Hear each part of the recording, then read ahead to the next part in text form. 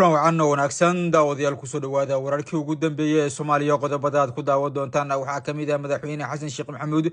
oo ka degay magaalada Addis Ababa iyo qorshe halis ah oo halkaasi loogu maleegayo biyo xireenka Itoobiya oo la filayo in maalin kadib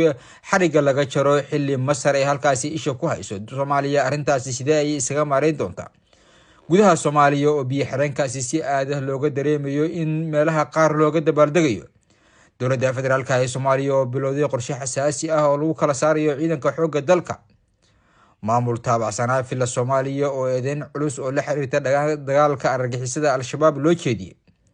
Saciid Cabdullaahi Deni oo lagu eedeeyay inuu sameeyay 3 arin oo halis ku ah qarannimada Soomaaliya waxaad kaloo barnaamijkeena aad ku daawan doontaa inta uu hawada ku jiro ciidamada Itoobiya oo sheegay in ay u diyaarsan yihiin inay gaaraan badda cas isla markaana ay sugayaan amar oo kali ah qodobadaasi iyo qodobo kale ayaad ku daawan doontaan barnaamijkeena ee ku soo dhawaada isagoo faahfaahsan aynu ku bilaabana daawadayaal madaxweynaha Soomaaliya ayaa ka degay magaalada Addis Ababa halkaasi oo qorshayaal badan oo Itoobiya ay damacsan tahay ay ka jirto madaxweyne Xasan Sheekh Maxamuud ayaa maanta galinkii dambe gaaray magaalada Addis Ababa ee xarunta wadanka Itoobiya ahna xarunta midowga Afrika madaxweynaha iyo wafdiga uu horkacayo ayaa waxa halkaasi ku soo dhaweeyay mas'uuliyiin ka tirsan xukuumadda Abiy Ahmed oo ugu horeeya wasiirka dakhliga Itoobiya madaxweynaha Soomaaliya ayaa Addis Ababa uga qayb galaya shirka cimilada Afrika waxaana kulan gaar ah la leeyahay ra'iisul wasaaraha Itoobiya Abiy Ahmed oo asagu doonaya in Xasan Sheekh Maxamuud uu kulan la qaato madaxweynaha ayaa inta uu ku sugan yahay Addis Ababa waxa uu sidoo kale kulamo duceedyo la qaadan doona madaxda kala duwan ee Afrika oo ka qayb galaya shirka cimilada Afrika ee halkaasi ka qabsoomaya socdaalkan ayaa imaanaya xilli hoggaanka Itoobiya uu ku cadaadinayo madaxda dowladda Soomaaliya inay ka qayb galaan furitaanka biyo xireenka Itoobiya ay ka sameysay webiga Niil kaas oo si adag ay uga soo horjeedo dowladda Masar oo saaxiib la ah Soomaaliya ayaa haatan xiriir wanaagsan waxa ay la leedahay Masar iyadoo ay qayb ka noqotay howlgalka midowga Afrika ee nabad ilaalinta Masar iyo biyo xireenka Itoobiya ay furayso taas oo u aragto dowladda Masar in ay qatar amni iyo mid qarameedba ay ku tahay biyo xireenkaasi dowladda federaalka ee Soomaaliyana Masar waxa ay ka dalbanaysaa in wax halis ku ah qarannimadeeda aysan ka qayb qaadan dowladda Soomaaliya oo ay tahay in ay isku dheelitirto xiriirka labada dal ee u dhaxeeya khilaafka siyaasadeed ee halkaasi ka taagan ayaa si dhow isha waxa ay ugu haysaa sida ay xaaladani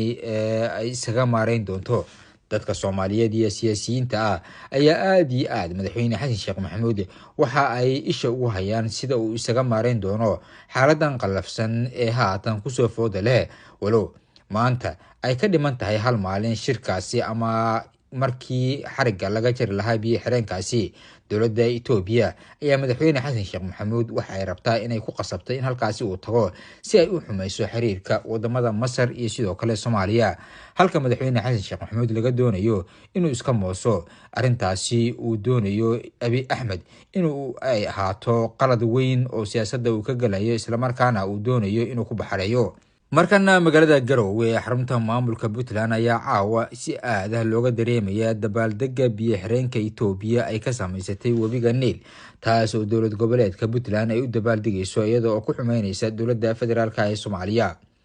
munaasabadan oo lagu dabaaldegayo biyo xireenka ayaa waxaa soo qaban qaabisay qunsuliyadda Itoobiya ee Garowe iyadoo ay ka qayb galayaan mas'uuliyiin ka tirsan maamulka Puntland wasiiro ay ka mid yihiin wasiirka arrimaha gudaha Puntland wasiirka warfaafinta Puntland ayaa ka qayb galaya munaasabad lagu dabaaldegayo biyo xireenka Itoobiya ee la doonayo in laga daafuro xuduudka u dhaxeeya wadamada Masar iyo sidoo kale wadanka Itoobiya muuqaalo laga duubay munaasabadan ayaa muujinaya wasiirada Puntland oo lagu casuumay cunto dhaqameedka Itoobiya waxaana wajiyadooda ka muuqata dhoola cadeyn taas oo ka dhigaysay in Puntland ay si toos ah ula safan tahay Itoobiya xiisadda biyo xireenka ee Itoobiya ayaa saameyn weyn ku yeelatay gobolka iyadoo weli dowladda federaalka ee Soomaaliya ay u muuqato mid iska ilaalinaysa isku milanka hirdanka Itoobiya iyo Masar oo labadaba ay la leedahay xiriir diblomaasiyadeed Puntland oo muddooyinkii dambe khilaaf xoogan uu kala dhaxeeyay hoggaanka dowladda federaalka ee Soomaaliya ayaa u muuqata in ay ku xumeynayso arintan xiriirka wanaagsan ee ay la leedahay Masar dowladda federaalka ee Soomaaliya waxa ayna diraysaa fariin ah in dowladda Soomaaliya aysan maamulin Puntland oo iyagu ay tahay mid ismaamuli karta geeska Afrika ayaa haatan waxa uu wajahayaa waqti aad u adag, waxa ayna Masar muddo aad u dheer kasoo horjeeday biyo xireenkaasi Itoobiya ay furanayso sababo la xiriira walaac ay ka qabto inuu yareyn karo saamigeeda biyaha webiga Niil, taas oo ah sababta ugu weyn ay uga soo horjeedo. dowladda federaalka ee Soomaaliya ayaa si rasmi ah waxay u bilowday qorshe lagu kala saarayo ciidanka xoogga dalka, iyadoo hawshaasi loo xil saaray guddi farsamo inay qabtaan oo saraakiil ah kuwaasi oo hawshaba degdeg u bilaabay. munaasabad lagu sagootiyey xubnaha guddiga oo loo xil saaray inay ka shaqeeyaan dib u habeynta ciidanka xoogga dalka ayaa ka dhacday xarunta wasaaradda gaashaandhigga, taas oo goobjoog u ahaa wasiirka wasaaraddaasi Axmed Macalin Fiqi. guddigan ayaa waxa uu ka midaysan yahay wasaaradda gaashaandhigga, wasaaradda maaliyadda, taliska ciidanka xoogga dalka iyo xafiiska amniga qaranka, sida ay xaqiijisay wasaaradda gaashaandhigga Soomaaliya, kuwaasi oo shaqo qaban doona shaqo qaran. kulanka sagootinta ayaa waxaa sidoo kale goobjoog ahaa wasiiru dowlaha gaashaandhigga Cumar Cabdi, wasiir ku-xigeenka wasaaradda maaliyadda, iyo sidoo kale taliyaha ciidanka xoogga dalka Sareeya Gaas Odawaa Yuusuf Raage, kuwaasi oo shaqada si wada jir ah ugu dirayay saraakiishan la amrayo. guddiga farsamo ee la magacaabay ayaa laga rabaa inay kala saaraan askarta howlgabka ah iyo kuwa shaqeeya, ayna hubiyaan joogitaanka ciidanka ee xarumahooda, sida uu sheegay Axmed Macalin Fiqi. sidoo kale guddigan ayaa loo egmaday hirgelinta nidaamka casriga ah ee aqoonsiga faraha, iyadoo ujeedada arrintani ay tahay in la xiriiriyo isla xisaabtan daahfuran oo ciidanka dowladda federaalk ee Soomaaliya sida ay mushaaraadka ku qaadanayaan quseeya. Fiqi ayaa intaasi waxa uu ku daray in barnaamijkan uu qayb ka yahay fulinta xeer madaxweyne oo lambarkiisu ahaa LR 238, kaas oo qeexaya habraaca dib u habeynta ciidanka si loo helo ciidan tayo leh oo guta waajibaadka difaaca qarankiisa. maamul villa Soomaaliya la lahaa xiriir aad u wanaagsan ayaa eedeyn culus oo la xiriirta dagaalka ururka argagixisada ah dowladda federaalk ee Soomaaliya u soo jeediyey.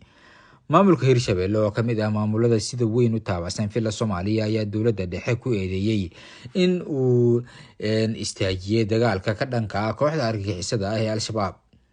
dagaalkan oo muddo dheer dadka reer Hiiraan kala ay kula jireen kooxda argagixisada ah ee Al-Shabaab ayaa waxaa ku cidleysay dowladda federaalk ee Soomaaliya uu hogaamiyo madaxweyne Xasan Sheekh Maxamuud. wasiirka arrimaha gudaha maamulka Hirshabelle Cabdi Daahir Guure Kore ninka loo yaqaano ayaa eedeyntan u jeediyay dowladda, isagoo sheegay in ciidanka macawisleyda reer Hiiraan aysan haysanin wax garab ah oo dowladda federaalk ee Soomaaliya uga imaanaya, kuwaasi oo laga taageerayo baahida ay u qabaan la dagaalanka kooxda argagixisada ah. tan ayaa waxa uu ku sababeeyay inay horseeday inuu hakad galo dagaalkii adkaa ee reer Hiiraan ay kula jireen kooxda argagixisada ah. dowladda federaalk ee Soomaaliya ayaa horey loogu eedeeyay inay arrimo siyaasadeed iyo dana shakhsi ah uga jeesatay xoreynta dalka oo ay dardar ku waday. dowladda federaalk ee Soomaaliya waxay si cad u dayacday macawisleyda oo markii hore ciidamada dowladda ee ku sugnaa Hiiraan awood ahaan ay ku tiirsanayeen. markii ay jabeen waxay ahayd in dowladdu ay arrintaasi la jabtay, ama waxa ayba noqotay in dowladduna ay la jabto, ayuu yiri wasiirka arrimaha gudaha ee maamulka Hirshabelle. sidoo kale ninkan ayaa waxa uu tilmaamay in macawisleyda reer Hiiraan ay si geesinimo leh u galeen dagaalka ka dhanka ah argagixisada, ayna sida qoraxda oo kale uga soo muuqdeen guulo muhiim ah oo laga gaaray dagaalkaasi. reer Hiiraan waa dad isku tashtay oo dhiig iyo maalba u horay difaaca deegaankooda, ma ahan dad caado u leh in ay dawarsadaan, maantana waxa ay mudan yihiin taageero dhab ah oo garabkooda waxa ay ka waayeen dowladdii iyo dadkii kale ee Soomaaliyeed ee la dagaalamayay, ayuu yiri wasiirkaasi. madaxweynaha Puntland Siciid Cabdulaahi Deni ayaa waxaa lagu eedeeyay inuu sameeyay 3 arrin oo halis ku ah qarannimada Soomaaliya. Professor Sheekh Cabdi Samed nin lagu magacaabo aqoon-yahan oo ku nool gudaha magaalada Nairobi ee waddanka Kenya, isla markaana ah falanqeeya arrimaha gobolka, ayaa weerar culus oo dhanka afka ah waxa uu ku qaaday madaxweynaha maamulka Puntland Siciid Cabdulaahi Deni oo ku sheegay inuu yahay qaa'in waddan. Cabdiwahaab oo wareysi gaar ah siiyey telefishin lagu magacaabay Universal TV ayaa waxa uu shaaca ka qaaday in Siciid Deni uu sameeyay 3 arrin oo halis ah, isla markaana qof Soomaali ah oo xukun haya aanu horey ugu dhiiran. waxa uuna soo bandhigay dhacdooyin u muuqata kuwo isla xiriira oo Siciid Cabdulaahi Deni si kasa uu sameeyay. 3 shay oo uu nin siyaasi ah oo Soomaali ah samaynin ayuu Deni sameeyay, kuwaasi oo aan horey u dhicinin. waxaa hadda ku dhiiriday Deni mid waxa weeyaan waa ninkii ugu horreeyay ee Soomaali ah oo xukun haya ee oggolaaday dhul Soomaaliyeed inay yimaadaan koox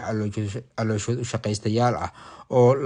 lagu daabulo waddan kale oo Soomaaliya walaal la ah ama saaxiib la ah la geeyo si dagaal ay uga fuliyaan. taariikhda Soomaaliya ma dhicin, xitaa Somaliland ma aysan samaynin arrintaasi, ayuu yiri ninkan oo si aad u weerarayay Siciid Cabdulaahi Deni.